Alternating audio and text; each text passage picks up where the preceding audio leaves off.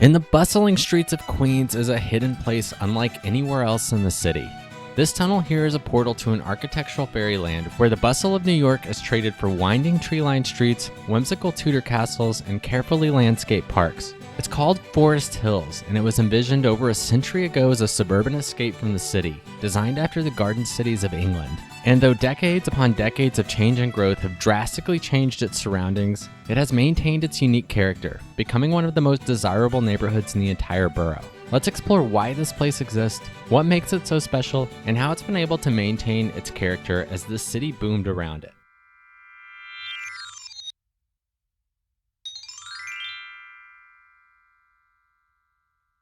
Before we get started, like and subscribe so you can join me on the next adventure. Now, let's get into Forest Hills. I'm taking the F train outbound from Manhattan to a place I've been dreaming about for years. Forest Hills first caught my eye on Google Maps, where even from above the uniqueness of it among the sprawling borough locked in on me. Forest Hills was developed starting in 1906 by the Cordmeyer Development Company on former farmland that was at that point outside of New York City. The name Forest Hills was borrowed from the adjacent Forest Park, which had begun construction a decade earlier.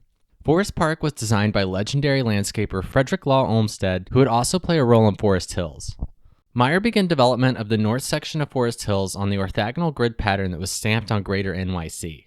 In 1908, Meyer sold 142 acres of the southern part of the plot to Margaret Sage, widow of a railroad tycoon whose fortune today would be worth billions. She commissioned architect Grosvenor Atterbury to lay out the land as Forest Hills Gardens, which would become the most iconic and enduring part of the entire development. I will use Forest Hills to describe this neighborhood, although it's worth noting that the focus of this video is Forest Hills Gardens. The entirety of Forest Hills still technically extends well past the rail lines, and although pieces of the original Tudor enclave can still be seen here, it wasn't nearly as uniform, and by and large has now conformed to a generic outer borough streetscape. For me, Forest Hills starts the moment you venture under the Long Island Railroad Tunnel onto Station Square, the architectural, commercial, and civic center of Forest Hills Gardens. Between 1911 and 1913, both the Long Island Railroad and Queens Boulevard trolley line opened stations in Forest Hills, each providing a connection to Manhattan and also giving Forest Hills its iconic train station. The station would serve as a backdrop for Teddy Roosevelt's 100% American speech in 1917. Although the square might be the most bustling part of the neighborhood, it is temperamentally a world away from the streets on the other side of the tunnel. The vibe here feels way more like a rural English village than outer borough New York. The imposing but intimate Station Square building was completed in 1912, programmed with civic offices, stores, restaurants, and the Forest Hills Inn. Like many of the buildings in Forest Hills, it was designed by Atterbury himself. Each path into the neighborhood is covered by an arched enclosed walkway, forming a monolithic wrap clearly defining the boundaries of the square. Venturing out are quiet, meandering streets, occasionally straightening to conform to the city grid. The larger commercial and multifamily buildings tend to hug Station Square and the rail lines, tapering off into the furtherance streets of single-family homes. It seems here that every vista was taken into account, with even the most mundane pieces of the village carefully framed.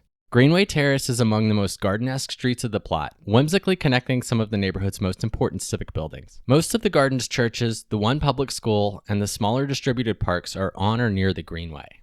The Tudor Revival style manifested across the U.S. around the turn of the century, but this level of uniformity and dedication is unrivaled.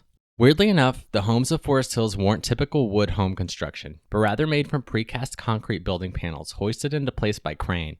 Atterbury believed changes like this would allow house construction to modernize and become more attainable, and used Forest Hills as an opportunity to test this and several other concepts he explored in building science. The teens brought the West Side Tennis Club, the 20s brought a subway station, and a correlating zoning change allowing high-rise buildings along Queens Boulevard across the rail lines from the entrance plaza.